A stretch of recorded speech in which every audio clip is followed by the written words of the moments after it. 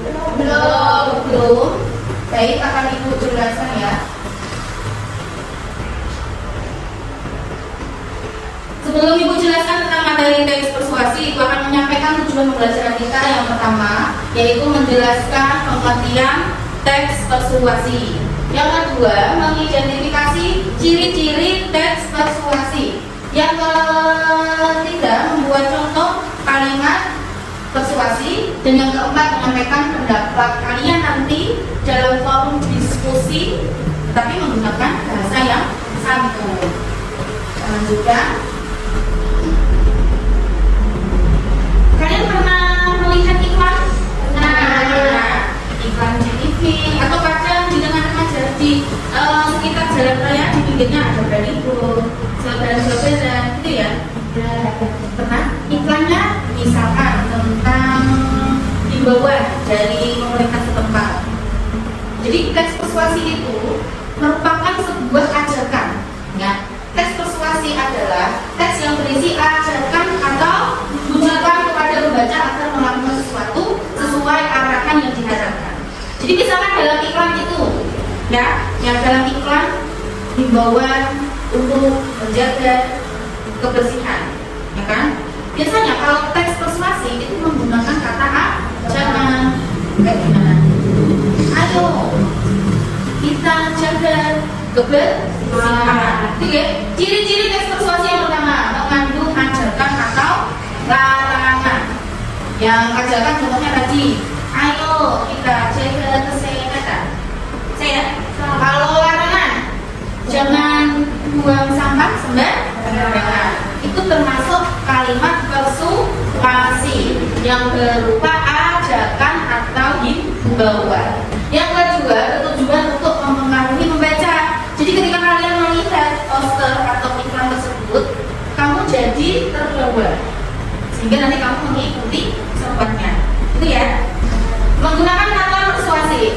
Kata persuasi itu tadi kalimat yang mengandung unsur ajakan atau rujukan. Pertama, ayo, mari, yuk, jangan, pastikan, itu ya. Dan tambah lagi, pasti contohnya di belakang kalimat persuasi itu ada tanda seru. Contoh, mari kita sholat tepat waktu. Itu belakangnya ada tanda seru. Atau jangan buang sampah di selokan. Itu ya. Berarti itu berupa himbauan atau larangan. Ada yang ditanyakan? Iya. Bisa memberikan contoh yang lain lagi untuk kalimat persuasi? Apa misalnya Mbak Gina?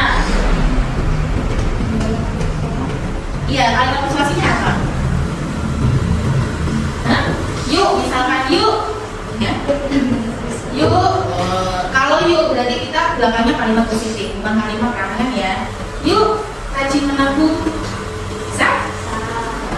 Atau pastikan. Biasanya kalau kalian di tempat-tempat wisata atau di tempat belanja, pastikan barang bawaan Anda tidak ada yang tertinggal. Itu termasuk kalimat persuasi. Kita lanjut next. Untuk pertemuan kali ini, Ibu ingin mengajak kalian berdiskusi tentang teks persuasi yang bertema penggunaan gadget atau HP di sekolah. Kira-kira setuju gak ya kalau di sekolah itu bawa HP? Nanti berikan pendapat kalian. Kalau setuju, alasannya apa? Kalau tidak setuju, alasannya juga. Yang pertama buat kelompok ya, kelompok 3 orang aja ya. 3 orang, satu kelompok terdiri dari 3 orang. Nanti mungkin kelompoknya Mbak Cerita bisa mengajak temannya, atau Mbak Gina dengan anggotanya juga. Yang kedua, diskusikan topik yang telah ditemukan. Oke? Topiknya tentang penggunaan gadget. Gadget itu apa? HP di sekolah. Kamu setuju apa tidak? Kalau setuju, berikan alasannya. Kalau tidak setuju, berikan juga alasannya.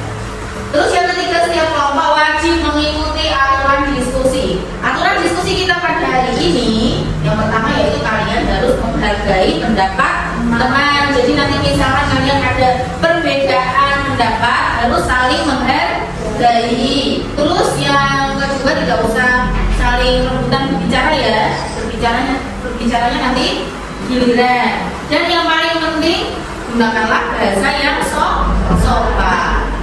Terus nanti bisa dipresentasikan hasilnya ke depan, nanti kita diskusikan. Kelompok lain boleh menanggapi atau menyampaikan. Itu ya. Silakan kelompoknya dibuat. Satu kelompok terdiri dari 3 orang.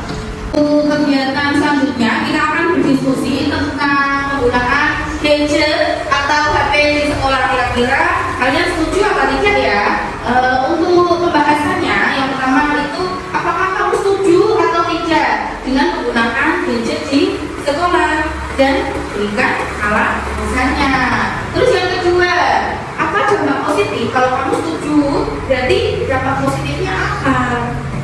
Manfaatnya apa bagi pelajar? Dan yang ketiga, apa dampak negatif? Kalau kamu nggak setuju, berarti ada dampak negatifnya dong. Itu alasannya apa? Coba nanti diutarakan dalam diskusi kali ini. Dan yang terakhir, bagaimana cara menggunakan gadget di sekolah secara bijak.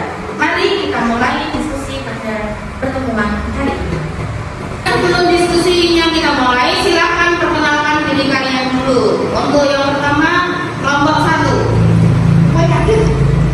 Perkenalkan, nama saya Tika Ramadona.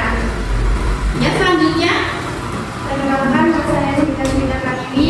Selanjutnya perkenalkan, nama saya Aisyah Azhara. Ya. Untuk kelompok 2, silakan memperkenalkan diri. Perkenalkan, nama saya Nika Syarma. Perkenalkan, nama saya Zekia Prawati. Perkenalkan, nama saya Karisma Aida. Sekali semua sudah perkenalkan diri, silakan utarakan pendapat kalian tentang penggunaan gadget atau HP di sekolah. Silakan untuk kelompok 1 dulu memberikan pendapatnya. Ya, boleh berdiri. Ya. Perkenalkan, nama saya Aisyah Azhara. Menurut saya penggunaan gadget di sekolah memiliki manfaat. HP juga digunakan untuk mencari informasi pelajaran menggunakan digital dan membantu masyarakat di sekolah. Oke, berarti Mbak Zahra ininya setuju ya dengan alasan HP dapat digunakan untuk mencari informasi pelajaran, membantu supaya sering membantu mengerjakan tugas sekolah. Oke, baik. Untuk kelompok 2, apakah kalian juga setuju dengan pendapatnya Mbak Zahra? Tidak? Oke, boleh berdiri. Ya. Perkenalkan, nama saya Zekia Prawati. Saya tidak setuju jika HP digunakan saat pelajaran karena bisa membuat siswa tidak fokus belajar. Oke, yang Mbaknya tidak setuju karena HP membuat siswa tidak fokus belajar ya. Kira-kira bagaimana untuk kelompok 1? Ada sanggahan? Oke, Mbak Cinta. Perkenalkan, nama saya Zekia Prawati. Menurut pendapat saya setuju. Alasannya, HP dapat digunakan untuk melaksanakan tugas sekolah, mempermudah komunikasi antar guru dan siswa, mengenai pengetahuan dan wawasan untuk belajar dengan melihat video edukasi atau materi pembelajaran. Ya, betul sekali Mbak Cinta. Mbak Cinta mengungkapkan pendapatnya yang setuju dengan gadget atau HP di sekolah karena bisa dimanfaatkan untuk komunikasi. Untuk kelompok 2, setujukah kalian dengan pendapatnya Mbak Cinta? Tidak? Boleh diungkapkan alasannya? Perkenalkan, nama saya Hanifah Mbak. Menurut saya, penggunaan HP di sekolah terlalu bebas dapat membuat siswa lebih sering bermain game dari pada siswa. Mbak Dina nggak setuju ya, karena menurutnya Mbak Dina HP lebih digunakan untuk bermain game ketika di sekolah.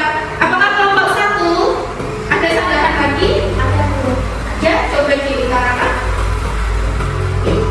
Ya, namanya? Perkenalkan, nama saya Tika Ramadona. Menurut pendapat saya setuju.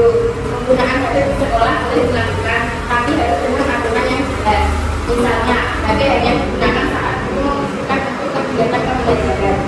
Ya, Mbak kita setuju dengan syarat HP digunakan karena ada persetujuan dari guru yang mengajar. Bagaimana nomor 1? Apakah ada masukan lagi? Ada? Boleh diucapkan ya? Ya, Karena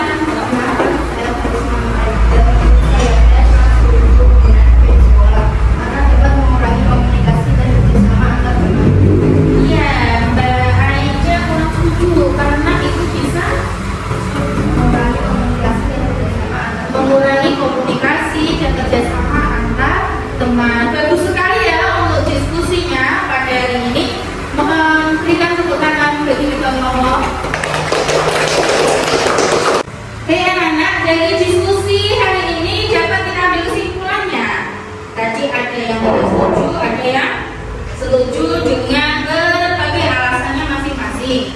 Jadi dapat kita simpulkan intinya penggunaan gadget itu bisa digunakan di sekolah ya, untuk dengan syarat digunakan untuk proses belajar dan tidak disalahgunakan agar tidak mengganggu konsentrasi siswa. Oleh karena itu mari kita gunakan gadget atau HP dengan bijak, seperlunya saja agar prestasi belajar kalian terus meningkat. Kesimpulan utama dari teks persuasi. Teks persuasi itu apa? Teks persuasi mengajar, membujuk atau mempengaruhi pembelajar untuk mendengar kemudian dengan yang disampaikan. Teks persuasi biasanya berisi pendapat, alasan, fakta, dan kalimat ajakan yang menarik.